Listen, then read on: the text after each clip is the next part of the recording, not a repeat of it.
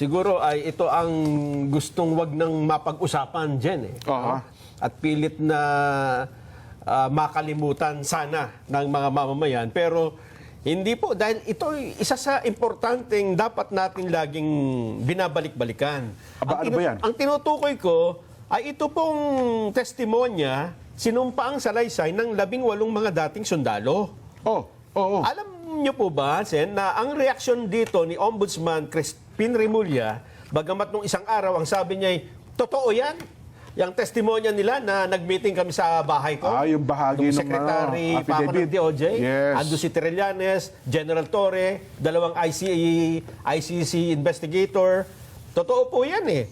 Pero ngayon, ang kanyang sinasabi, nako, yan ay pakana lang para mag-rebelde ang mga sundalo laban sa Pangulong Bongbong Marcos. Pagkatapos na magpatunay siya mismo na doon sa isang bahagi ng kanilang pagpapahayag, totoo pala. Totoo pala, Gusto nyo, pakinggan muna natin para eksakto. Ano ba sinabi ni Ombudsman Remulla tungkol dyan?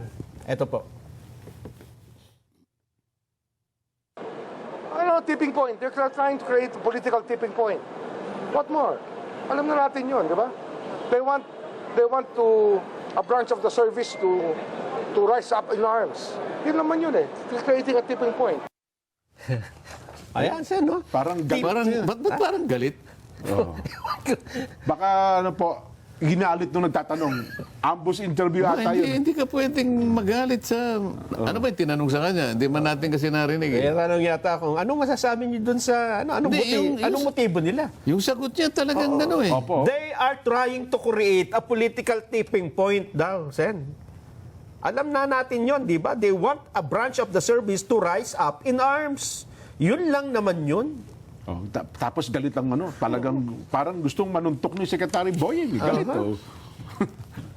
Eto pa, Akala ko pa naman si John Vic lang ang nanununtok. Hindi, pati... ano pa sabi? dagdagan pa natin. Ang sabi niya, 6 daw sa 18 na dating sundalo ay napag-alaman niya na naharap sa kasong murder. Ba? Nakapagtataka, bakit hindi naman nakakulong kung may kasong murder? 6 diba? out of 18. Oo, 6 out of 18. Ito ang sabi niya, not all of them are in active service. Mga ano na nga eh. Yung, lahat na, retired na yata. Iba, wala na. And many of them were discharged. Alam namin yun, as far as we are concerned, we know that as far as we are concerned, some of them, 6 of them have murder cases. Tingnan mo na, bakit gano'n ang naging patakaran? Meron bang batas ngayon na kinakailangan suriin mo kung sino yung karapat-dapat na tumistigo? Halimbawa, kinakailangan salain mo muna sila. May checklist muna eh. Parang may betting process yan eh. Parang gano'n. Halimbawa, may criteria eh. Check. Halimbawa, Tapos 10 yun. X, Kinakailangan mabuting mamamayan. Walang kaso. Mga ganun ata. walang batik. Yan. Walang kapintasan. Ano ba yung napasulat? Walang kapintasan. Walang pagkukul... Ano ba yung nakasulat? Nakalimutan nyo na eh. Hindi dalawang dila. Mga ganun. Di ba? Hindi ba ibigay sa mahalay na pakinabang? Ibig sabihin, may checklist ka, chinecheck mo. Kapag yung checklist na yon nakumpleto, pwede tumistigo. Hindi ba ganun? Wala ba sa panuntunan Wala niya? ba sa criteria ng mga yan? Magsasagawa ng pagbubulgar, sir? pupunta ka sa court proceedings. May kalayaan silang, doon pa lang sa pre-trial, ipipresent ko po si Jen Subarjaga. Ano ang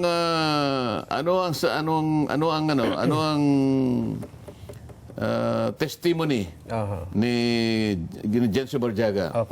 Ano ang offer of testimony? Yan, may binubulgar po siya. Si Jen Subarjaga po ay tetestigo sa ganito pong mga aspeto sa pinag-uusapan po nating kaso.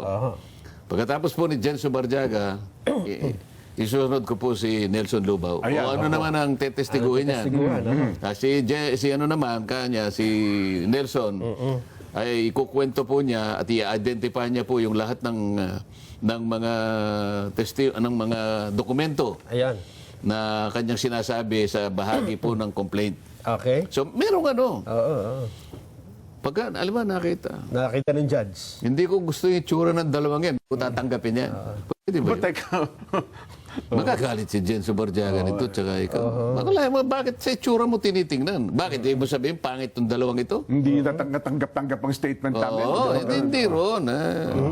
At saka ang alam ko, Sen, yung para i-discredit mo ang witness, dapat ikaw yung abogado ng depensa, di ba? Di ba nga nagsisimula eh? Doon mo na ipakita kung... Pero payagan mo siyang tumestigo. Sa proper hearing siguro. Doon mo siya, halimbawa, doon mo siya gisain kung anong gusto mong... doon mo siya impeach. Ganon, ano? Yun. Pero kung hindi pa nga siya tumitestigo, binabalatan mo na. O hindi ba niya alam yung mga ibang pagdidesisyon ng Korte Suprema? Kahit na the most despicable criminal Yes. Opo. is entitled to due process. Wag mo namang hahatulan. Tumitestigo lang alang-alang sa kanyang kaalaman, personal na kaalaman. Bakit imbes na payagan mo siyang mag-testify, sari-sari ng pangungutya, sari-sari ng pagdidiscredit, parang nauwi na naman kay Gutesa. Ay, lalo na, nabanggit Diba? niyo si Gutesa, Sen. Sen, napansin namin yung inyong privilege speech sa Senado. Actually, diniscuss na natin dito sa programa eh. Yung tungkol sa ginawang video tungkol sa inyo na pinagputol-putol at pinagdikit-dikit para palabasin ang isang mensahe na hindi naman ito ang mensaheng gusto nyong ipahayag. Anong nagbunsod sa inyo at naipaliwanag nyo na rito sa programa, lumipas ang ilang mga araw, nagsalita pa kayo sa Senado at diniscuss nyo ang same subject? Mabuti, naitanong mo yan, Nelson. Una kasing ginawa ko riyan dahil tinitingnan ko rin naman na magkakasama kami ron sa Senado. Kinikilala ko naman yung institusyon na kinakailangan maging sibil kami sa isa't isa. Opo. Nung makita ko na talaga namang in-splice, no, pinagkukuha sa iba't ibang bahagi ng aking mga pahayag, pinagdikit-dikit, pinag-connect-connect, sumulat ako sa kanya eh. Personal kayo sumulat kay Ano Senator ako sulat? Ping. Sabi ko, Opo, tama naman. Sabi ko, ano ba ang naging batayan ninyo? Bakit ninyo ginawa ito? Kasi hindi naman mabuti ka ako na lalong-lalo na in-splice ninyo. Wala naman akong makitang kadahilanan kundi yung ang epekto nito ay masiraan ako. Tsak yun. Ganun ang motibo nun, Sen. Oho. Sabi ko, wala akong ibang makitang dahilan kung hindi yung balak na siraan ako. Siraan, opo. Oho. Nung sumagot siya, ayaw niyang aminin na splice. Hindi doon siya marunong mag-splice. Hindi siya marunong mag-splice, ganito. So makatweet, parang sabi niya, hindi namin splice. Yan ay mga excerpt, sabi niya, na pinili namin doon sa tuloy-tuloy na pahayag mo sa kinuha namin kanya doon sa CA conference recording ng CA proceedings. Sabi ko, talagang sinadya nila talaga. Opo. At hindi lang kasi minsan niyang pinalabas yun at siya ay naging panauhin sa iba't ibang mga interview na pinipilit niya na gano'n ang naging paninindigan ko. Sabi ko, pagka ganito, meron na siya talaga kakong direksyon na ganito yung gawin niya. Dapat naman proteksyonan ko naman ang sarili ko dahil ikinakalat na parang ganun nga yung sinabi ko. Pag hindi naman ako magpapaliwanag, baka yun naman ang isipin ng tao. Baka akalain ng tao ba, tama pala, yung paratang laban sa inyo. Oo, kaya nga medyo mahaba nga yung privilege speech dyan, Nelson, Opo. dahil siyempre unang-una ikukumpara mo yung video clip. Yes. Opo. Pagkatapos ipipresenta mo yung mga pinagtabas-tabas, pinagdikit-dikit, pinagtapal-tapal na mga salita para makabuo lamang sa ng isang salita na magbabago yung kahulugan.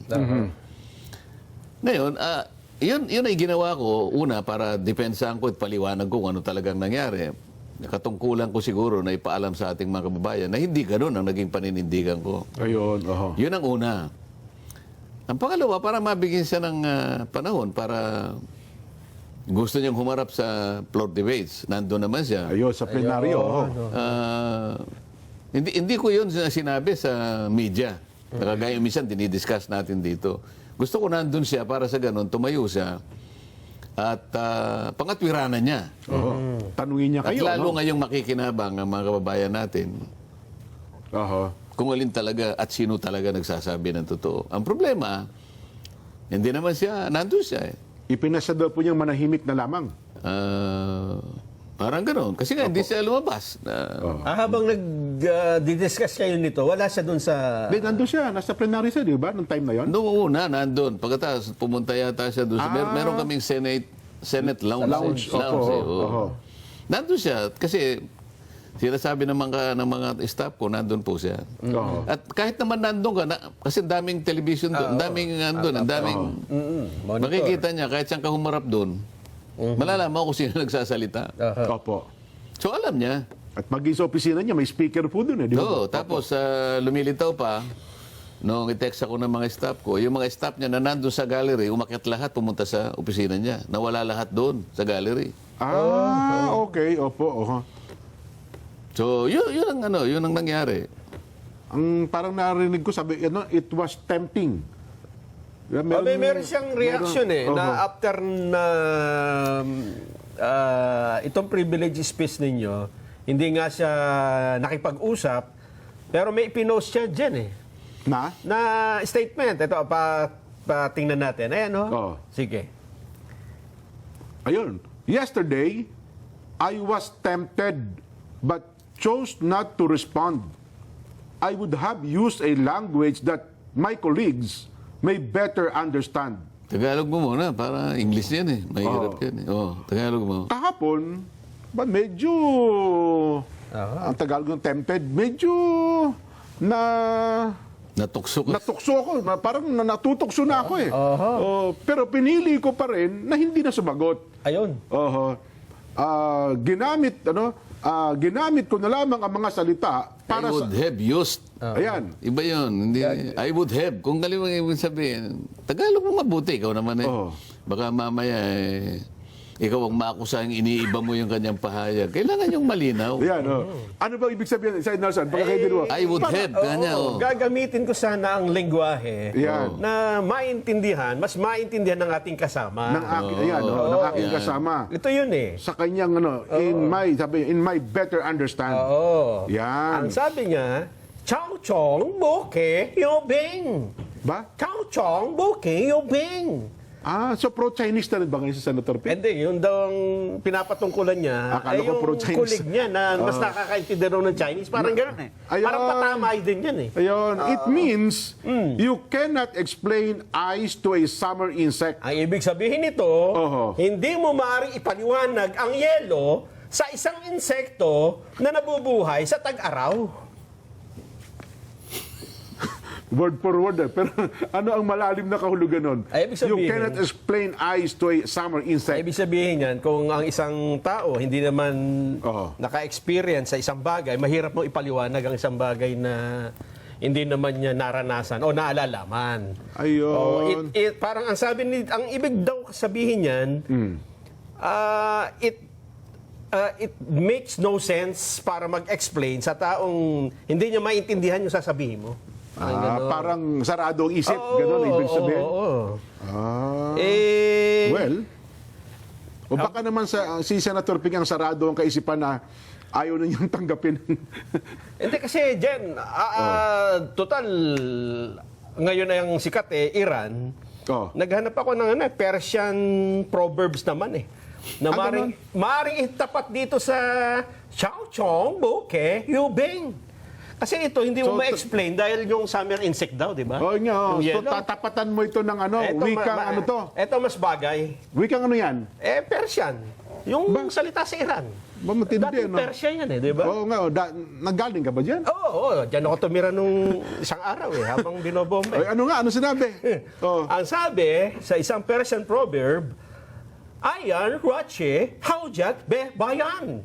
Tama ba yung diction mo? Tama ba yung... Dapat yung matapang. Baka tayo Ayan, Rache, Havjat, Bebayan. Baka tayo bombay ng ilan sa ginagawa. Hindi, ibig lang sabihin niya, Ano ba ibig sabihin sa English niya? English muna. what is obvious needs no explanation. Sa Tagalog. Kapag ka masyadong halata, hindi na Halata. kailangan talaga ipaliwanag.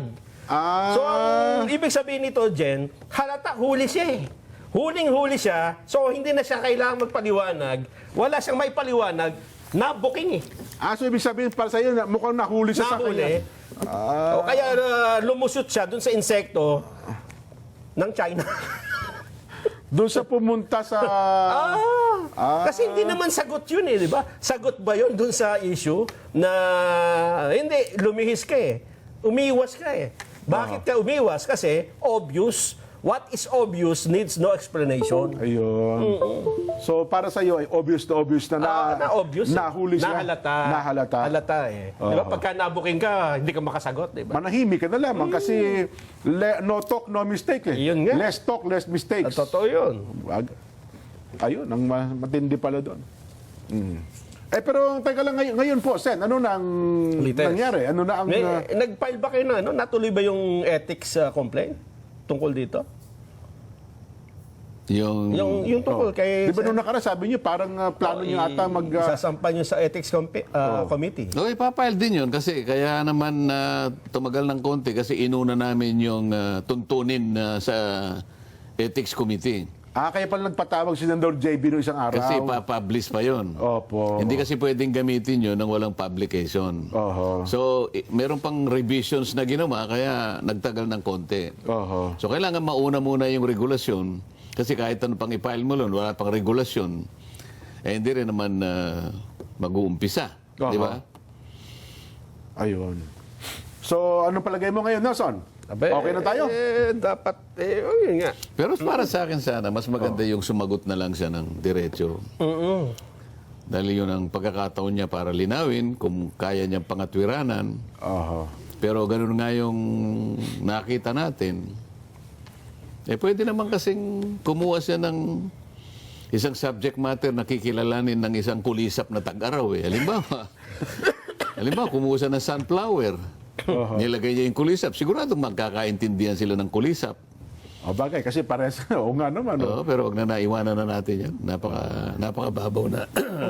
Ayun na nga. Parang, Ayokong pag-usapan natin yung mga mabababaw na ganyan. Ang mga, alam mo mga kababayan natin, matatalino kagaya ng palagi ko sinasabi sa inyo. Sa palagay ko, pinagtatawanan lang yan. So ayaw nating bigyan pa ng kahit anong kulay pa yung klase ng pangangatwiran na yan. tama. Kasi nga naman, kumbaga huli na no? Wala ka nang kasi habang nagpapaliwanag ka doon, lalo ka lang nakukumunoy Totoo. Habang nagpapaliwanag ka dyan, malulubog ka ng malulubog. Siguro yan ang pakiramdam ni Senator Ping Kasi ngayon. ang gusto ko yung dapat sana kung kaya niyang mga twiran. Kasi doon sa isang party nung privilege speech na yon, meron silang honor code sa Philippine Military Academy. Opo, nabanggit yung nga pala yan. At maiksi lang naman yun dalawang paragraphs lang na Na maiksi. dapat masagot niyo po yun. Na talagang nakatatak sa kanila yung honor code. Yes. Na hindi nila babaguhin yun. Kahit bilang isang at yun pioneer. itatransmit nila sa mga susunod na saling lahi. Oho. Hindi sila pwedeng lumabas doon at hindi pwedeng hindi nila ipaglaban yung honor code na yun. Oho. At tsaka siya pumunta rin sa naging speaker pa rin siya roon eh. Opo. Kinuha ko yung salita niya na sinasabi niya yung Sa PMA, gano'n nga pala, alumni, opo. meron siyang salita roon eh. Na kanya yung katotohanan, yung ganito. Yes. Yung katapangan halimbawa ay nasusukat lamang sa sa panahon ng paglalabanan. Pero yung integridad, sabi niya, mas matetest mo, sabi niya, sa mga taong kanyang merong kapangyarihan.